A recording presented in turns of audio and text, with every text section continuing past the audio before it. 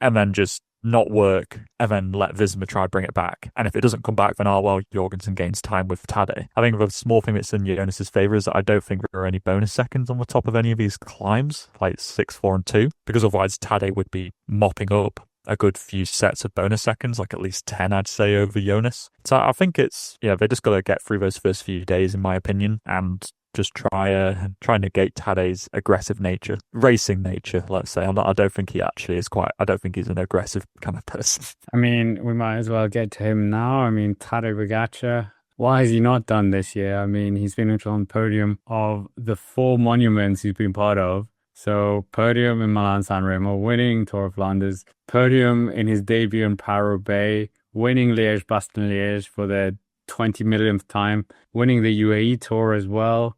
A lot of classics, even winning Flèche Wallonne, 3rd in Amstel Gold, or 2nd in Amstel Gold. 3rd or 2nd? Doesn't matter, he didn't win. That's the only thing he cares about, let's be honest. So very close to that treble there in the Ardennes. And obviously now he's also in Sierra Nevada. Jonas Vingegaard said in an interview they've seen each other a few times. But what do you think about Tadej? He's been all-conquering. Is he going to be the first world champion to win the Criterium du Dauphiné? I can't think of the last one. I've tried to check it, and I'm thinking maybe Bernard Hinault in 1981 might be the last time, I think. Yeah, because when you think about it, Dauphiné winners, they don't generally win the world championships. No, I don't think world champs generally do that. Sagan never won this. Mathieu Van der Poel, no. But Tadej Pogacar, I mean, it's almost very hard to see any weakness this year other than Mathieu Van der Poel. Yeah, pretty much. Tadej has been quite unassailable in a lot of dimensions. And like you say, outside of Van der Poel, who isn't here actually because of... He's going to win. It's over.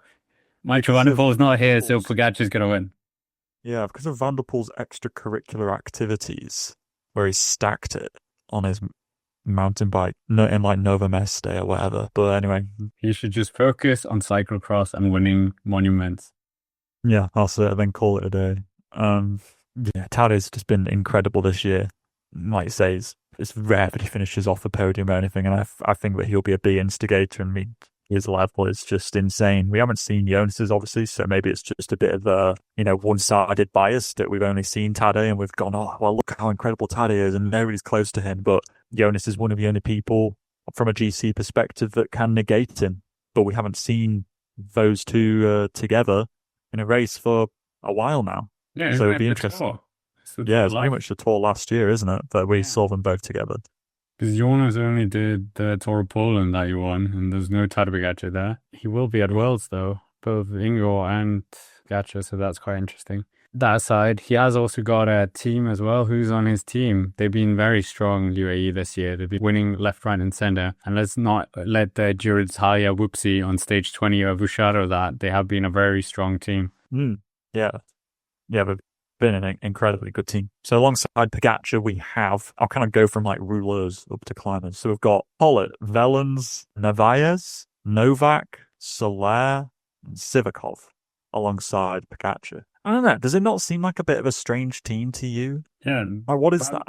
Mike and Yates went to the Giro, so they're on their break. So, this is exactly the thing. They send every good most good climbers they have to the Giro, which they then didn't win, and now their mountain support is like a little bit like, this is a great team for navigating those first few days, but I do worry about stage 7 in particular with this team, because Soler can be very hot and cold, I find, unless he's in the Vuelta, in which case he's absolutely scorching hot. Sivakov, I think, is going to be the main man here, who's going to really be helping Pogacar and cancelling things out. But when you've got Jonas and Jorgensen as potential adversaries, it might be kind of hard. So I think, Pogacar might have to kind of take things into his own hands, maybe a bit earlier than he wants to, if Visma keep Jorgensen in the race or like in contention for the win, and then they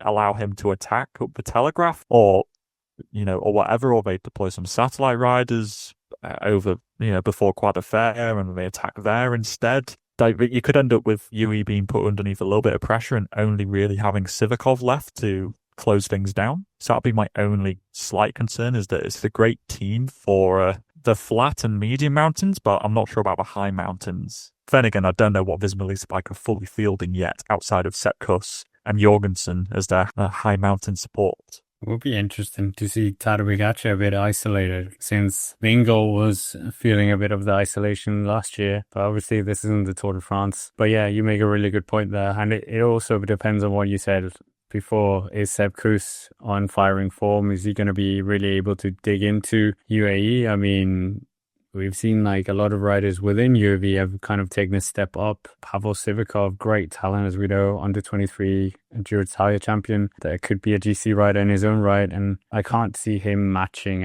Sepp Kuss on his strongest days. So yeah, there's a lot of question marks there. But yeah, Tadej Pogacar has only done this race once in 2020 and didn't win it there. Of course, he's been to Tour of Slovenia a few times. Not Tour of Swiss. It seems like these big names avoid the Tour of Swiss like a plague. I don't know what's going on there. Yeah, so it would be another ASO race to add to his palmarès if he does win. But yeah, you're right. They have made it a bit harder for themselves here. Where do you think he would make the move? Because obviously if you have a team that is quite strong in that first part, maybe he does take the jersey there and then he's left to a bit to his own in the mountain stages on the two last stages. Yeah. I mean, I would even, I don't know. I was going to say, like, just put somebody in the breakaway and really try and shake things up a little bit. It's easier said than done, though. I think maybe you just back yourself and you really treat it as a dress rehearsal and you say, okay,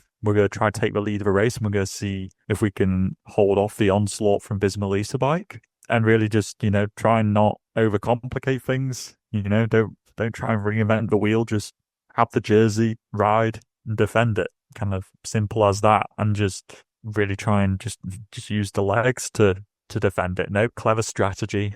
No satellite riders. None of this complicated stuff. Just good old mano v mano. Yeah, it would be funny if he did win, because we say the curse is in cycling.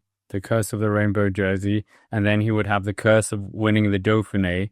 But if there's one rider who I would put a bucket load of money on being able to destroy those two curses in the same go to win the Tour, I think that Tadej Pogacar is your man. Yeah, it's worth noting that the last time that Pogacar competed in this race, like you said, in 2020, just some things to throw out there. In 2020, Danny Martinez still rode for EF. Pino finished second.